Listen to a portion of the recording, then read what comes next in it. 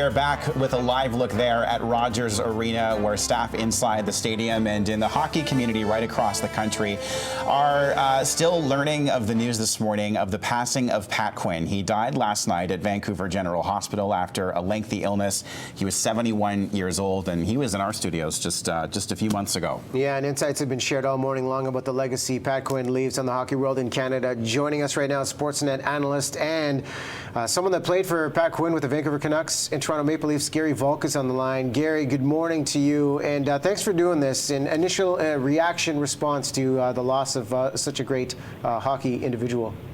Well, I was surprised just because we all knew he was sick, and I was at the Canucks game last night for a working the game and for a birthday party for Ernie Doherty, and I asked Tommy Larscheid and a few guys if they heard anything, and they said from what they've heard he was doing a lot better. So I was very surprised this morning when the email came in of his passing, and it was a shock. And I mean, look, we knew Pat was struggling about a year ago with an illness, and we just assumed good old tough guy Pat Quinn would fight through it because that's what he's always done. And to lose him before Gino Ojic, we were all shocked about Gino Ojic's health concerns. It's surprising that Pat went before him. So yeah, it was tough news.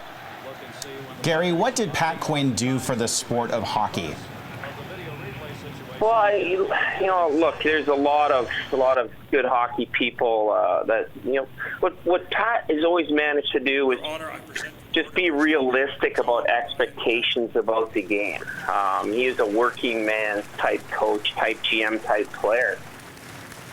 So when he came in, he really loved the up. He wasn't a very great skater, great player of the game. He was a rough, tough defenseman, but when he coached the game, he loved the upbeat, up-paced style. He loved the entertainment portion of the game. I think he always figured that, if he's coaching a team or a GM of a team, he wanted entertainment for the paying fan. He cared about winning, yes he did, but he wanted to win with style. And that's why a lot of players liked playing for him, and fans loved him because you look at all the teams he's coached or been a GM of, they didn't play the trap. They weren't overcoached. They didn't do a ton of video analysis and break down everything. He just wanted the players to use their imagination. And when you give NHL players that freedom, you're going to get a good product.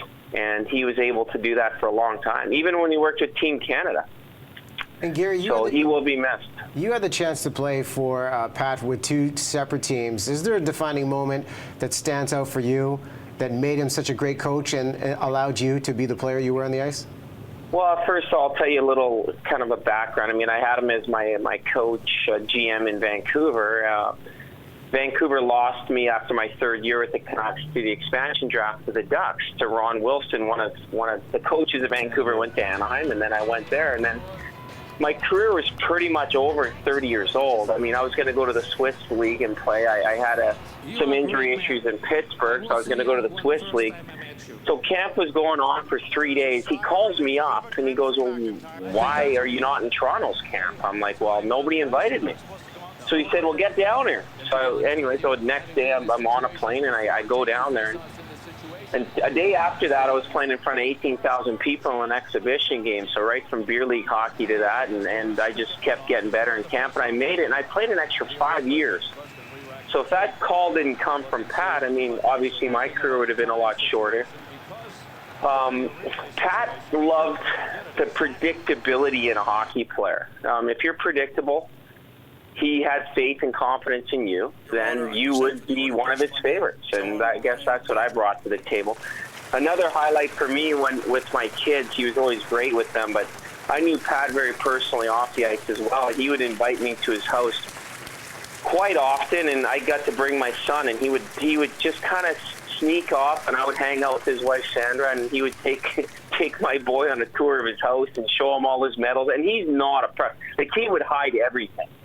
Like, he had a dungeon in his house where you had to go down, and he had all his Team Canada stuff and his all this stuff that, his medals and all that. And, so he would take my son on tours of the house. But that's just the way he is. He had no ego. For how big he was, I mean, he ran the Toronto Maple Leafs, one of the biggest franchises in the world. He ran Vancouver.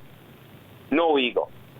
He did it old school. He did it his way. No ego. He was very personal. He talked to everybody.